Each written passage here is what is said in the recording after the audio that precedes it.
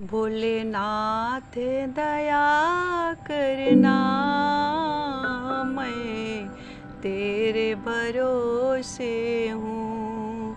मेरे शंभु दया करना, मैं तेरे भरोसे हूँ।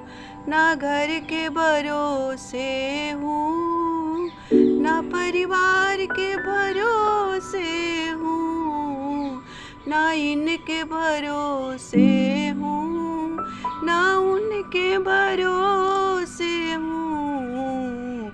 मेरा शंभु दया करना, मैं तेरे भरोसे हूँ। मेरा गुरुवर दया करना, मैं तेरे भरोसे हूँ।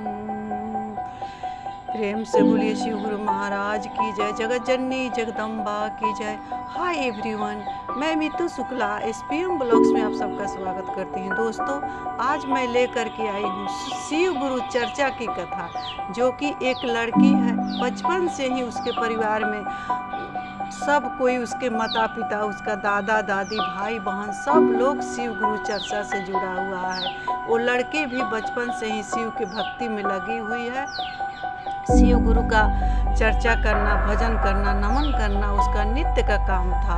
अब धीरे धीरे लड़की बड़ी होने लगी। दोस्तों, ये कथा बहुत ही सुंदर है। इस कथा को आप लोग शुरू से लास्ट तक देखेंगी, तभी आप लोग को पता चलेगा कि कथा का क्या सार है। बहुत ही सुंदर है, क्योंकि ये शिव गुरु चर्चा की कथा है, उसको अधूरा नहीं सुनना चाहिए। जब भी सुनना चाहिए उसको पूरा पूरा कथा सुनना चाहिए। कथा अधूरा सुनने से भी पाप लगता है। दोस्तों, इस कथा को आप लोग सुनेंगे तो जरूर ही लाइक करेंगे। तो ज़्यादा ना देर करते हुए मैं कथा को शुरू कर रही हूँ। वो लड़के की इतनी शिव भक्ति बढ़ गई, इतनी शिव में दृढ़ता बढ़ गई, विश्वास बढ़ गया कि लड़की धीरे धीरे बड़ी होने लगी। बड़ी होने के साथ साथ पढ़ाई लिखाई भी उसका बहुत अच्छा था, सुंदर सुशील थी, बहुत सभ्य परिवार का लड़की थी।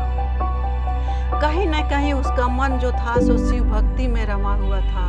अब जो बड़ी हो गई, उसका माँ बाप था सो लोग चिंता करने लगे कि इस लड़की का शादी अब करना ज़रूरी हो गया है। वो लड़की कहती थी अपने माँ से कि माँ, मैं वहाँ जाऊँगी, कैसे शिव गुरु का चर्चा करूँगी, कैसे मैं शिव गुरु का भजन को गाऊँगी, किससे मैं शिव गुरु के बारे में बात करूँगी, बताऊँगी, कैसे मैं नमन करूँगी। उसकी माँ बोलती थी कि अपने सासू माँ को बताना, अपने पति को बताना। नहीं कोई सुनेगा ना बेटा, अपने पति से ही कहना कि आप शिव गुरु का चर्चा करिए, नमन करिए, भजन करिए। इस तरह से माँ समझाती थी। धीरे धीरे लड़की का शादी ठीक हुआ, लड़की का ब्याह हो गया। ब्याह करके चली गई अपने ससुराल में, वहाँ पर रहने लगी और दिन भर अपने घर का काम करती थी। रात में जब सोने जाती थी, उस समय अपने शिव गुरु से बेड पर बैठ के दया मांगती थी और कहे किस्ते से तो अपने पति से कहती थी, क्योंकि उसका परिवार जो था उसमें किसी का भक्ति नहीं था, ना नारायण का भक्ति था, ना शिव का भक्ति था। सब लोग सुबह जल्दी से जगते थे और अपना कार्य में लग जाते थे और खाते पीते थे, लेकिन किसी का पूजन भजन कीर्तन सत्संग नहीं करते थे। उसके परिवार में लड़की का कोई नाम ही नहीं जानता था कि भजन क्या होता है, पूजा क्या होता है, सत्संग क्या होता है।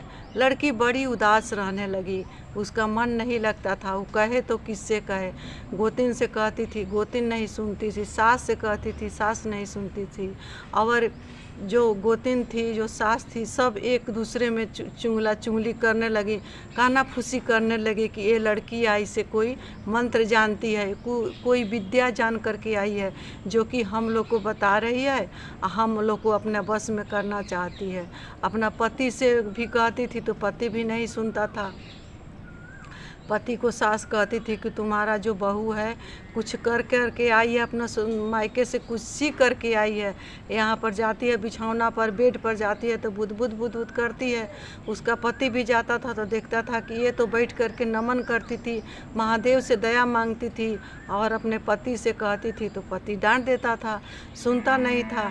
इस तरह से जो लड़की थी सो बहुत परेशान रहने लगी। उसके बाद मन ही मन अपना 3 सूत्र का पालन करती थी।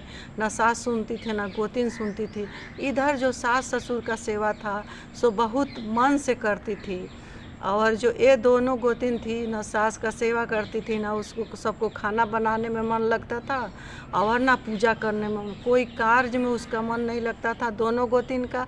ये जब आई सास ससुर का सेवा करने लगी, अच्छा खाना बनाने लगी, सबका जो सास ससुर का जो शरीर का कपड़ा था सो मैला कूचा रहता था। ये आई तो पूरा अपने सास ससुर को साफ साफ कपड़ा पहनाने लगी, पति का सेवा करने लगी, घर को साफ सफाई करने लगी। कहीं ना कहीं जो ये दोनों गोतिन का तो बहुत खल रहा था, ये दोनों गोतिन को रास नहीं आ रहा था। ये दोनों गोतिन बहुत परेशान थी कि ये काहे इस तरह से करती है। सास ससुर इसी को ज़्यादा मानता था। फिर ये दोनों गोतिन कान भर देती थी, फिर सास ससुर लोग इसका आलोचना करने लगता था। लेकिन इसका इतना जो था प्यार था, सहकार था, सो उस पर सास ससुर लोग रिझ जाता था। उसके बाद तुलसी माँ का सिंचन करना, पूजन करना नित्य का काम था। एक दिन का बात हुआ कि दोनों गोतिन बोली कि माँ जी आप नई बात पर विश्वास करती है, चलिए उसके जंगला से देखिए कि ये कोई विद्या करती है। देखिए बुदबुद बुदबुद कर रही है अपने बेड पर सो करके। जा कर के देखा लोग तो ये बेड पर अपना बैठ के महादेव से दया मांग रही थी। ये दोनों गोतिन के समझ में आया कि कोई विद्या कर रही है, अपना सास को चढ़ाई बढ़ाई। और उसका पति भी आया, पति से भी बोला लो कि तुम्हारा जो बहू है सो कोई विद्या जानती है, इसको तुम घर से निकाल दो, नहीं तो ये हम लोग का घर को बर्बाद कर देगी। ये दोनों गोतिन सिखाने लगी।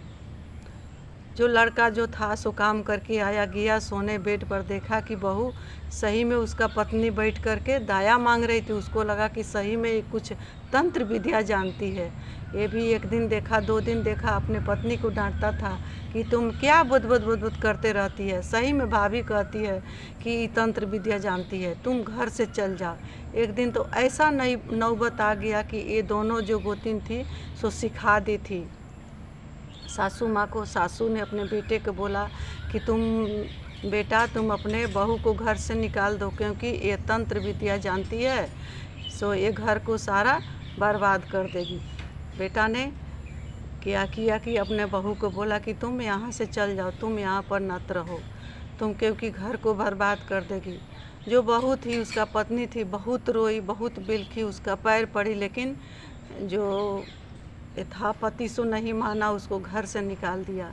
उसके घर से जाते जाते ही अपने मायके में भी गई तो बहुत रोई और सारे बात अपने माता पिता को बताई। माता पिता लोग बोला कि कोई बात नहीं है बेटी, तुम यहाँ पर रहो, जाने दो, वो लोग को जो करना है सो करने दो। रख ली अपने बेटी को। इधर जैसे घर से बहू निकली, उसका घर का तुलसी जी पहले सूख गई। उसका घर में ये बहू को जाते जाते बहुत बरकत हो रहा था। कहीं ना कहीं उसका घर का बरकत जो था सो समाप्त हो गया। इधर ससुर बीमार, सास बीमार, मैला कूचा कपड़ा पहनने लगा। फिर उसका घर का जो खान पान था सो पूरा बदल गया गंदगी में। जो दोनों बहू थी उसको तो काम कुछ करना नहीं था, खाली दिमाग था वो सब का। खाली दिमाग दोस्तों शैतान का होता है। फिर वो सब उसी तरह करने लगा, ना सास ससुर का सेवा करना, ना कुछ काम करना, ना पूजा पाठ करना। फिर इसका घर में बहुत बदहाली आ गया, सास ससुर का बहुत तबीयत खराब होने लगा। ये दोनों बहू थी सो अपने सास ससुर को 1 गिलास पानी भी नहीं देती थी। एक दिन ससुर बोला कि अब तो मैं भगवान के प्यारा होने वाला हूँ, मेरे छोटी बहू को बुला दो, क्योंकि उसके बिना मेरा प्राण पखेरु भी नहीं निकलेंगे, उसके बिना मैं रह नहीं पाऊँगा। सब लोग, सास का भी तबीयत खराब हो गया। फिर वो बहू रटने लगी, कही कि मेरा घर का बरकत क्या हो गया, मेरा घर का लक्ष्मी कहाँ चली गई, मेरा घर का खान पान स्वच्छता कहाँ चल गया। इस तरह करने से दोनों हाय बहू सास ससुर था सो करने लगा, रोने लगा। पति भी आता था तब मैला कूचा बिछावना, अच्छा कपड़ा लाता नहीं, अच्छा खान पान नहीं, पति भी परेशान हो गया था। एक दिन लास्ट में हार करके गया। पति बोला कि तुम चलो, मुझसे बहुत भारी भूल हो गई है, मेरे भूल को क्षमा करो और चलो तुम मेरे घर में रहना, तुम जो बताती है सो हम करने के लिए तैयार हूँ, चलो, मेरा माता पिता का बहुत तबीयत खराब है, तुम अभी चलो। लड़की बहुत रोई और अपने पति से सारे बात बोली कि मैं कुछ नहीं करती थी, मैं तो शिव गुरु का चर्चा करती थी, लेकिन आपके परिवार में सब लोग मुझको डायन और गलत समझता था, कहता था कि ये तंत्र विद्या करती थी। आप लोग सब एक हो गए, हमको घर से निकाल दिए, तो चलिए मैं चलती हूँ। इधर जब आई बहू तो देखी अपने सास ससुर को मैला कुचा कपड़ा, न पानी न खाने का कुछ व्यवस्था नहीं था। बहू आते आते सारे सर सफाई करके बहू को ने ससुर को अच्छे से नहलाया धुलाया और अच्छे कपड़ा साफ़ सुथरा पहनाया, अच्छा से खाना बनाकर खिलाया। धीरे धीरे सास ससुर का जो था सो तबीयत ठीक होने लगा और सास ससुर भी ठीक हो गया। सास ससुर भी अपने बहू को गले से लगाया कि बहू तुम तो साक्षात लक्ष्मी हो, आज से तुम जैसा कहोगी वैसा ही हम लोग करेंगे। तुम बहू घर को छोड़कर कहीं मत जाना। जो सुखी हुई तुलसी थी सो अपने आप हरी हो गई और बहू फिर से आई। फिर घर में रौनक आ गया, घर में बरकत होने लगा, लक्ष्मी जी आ गई और सब लोग को बहू बताती थी। सास ससुर गोतिन बोली कि तुम जैसे आज से कहोगी वैसा ही हम लोग करेंगे। 3 सूत्र सबको बताई, बोली कि देवों के देव महादेव हैं, गुरुदेव भी हैं, बाबा भी हैं, हम लोग उन्हीं के शरण में गिरेंगे। उसी दिन से चर्चा भजन नमन शुरू हो गया और बहू घर में सबको प्रिय हो गई। सब लोग बहू को प्यार करने लगा। बहुत ही वास्तव में बहू जो थी बहुत अच्छी थी। सबको समझ में आ गया कि ये साक्षात लक्ष्मी का रूप है और बहू का मान आदर बढ़ गया और अच्छे से बहू रहने लगी और शिव गुरु को चर्चा का प्रचार प्रसार होने लगा। हर गांव बहू साथ जाती, सबको किसी के घर में चर्चा करती, भजन करती और प्रचार करती, अपने शिव गुरु के बारे में सबको बताती। तो दोस्तों यही शिव गुरु का चर्चा है। इसी तरह आप लोग भी चर्चा करेंगे, भजन करेंगे, नमन करेंगे, क्योंकि मेरे देवों के देव महादेव गुरु हैं। उनके बिना हम लोग का ज़िंदगी अधूरा है। उनको हम लोग मनाएंगे तो जगत अपने आप बन जाएगा। तो इसी के साथ मैं अपने वाणी को शिव गुरु के चरण में विराम देती हूँ। मिलती हूँ अगले वीडियो में, तब तक के लिए इतना ही।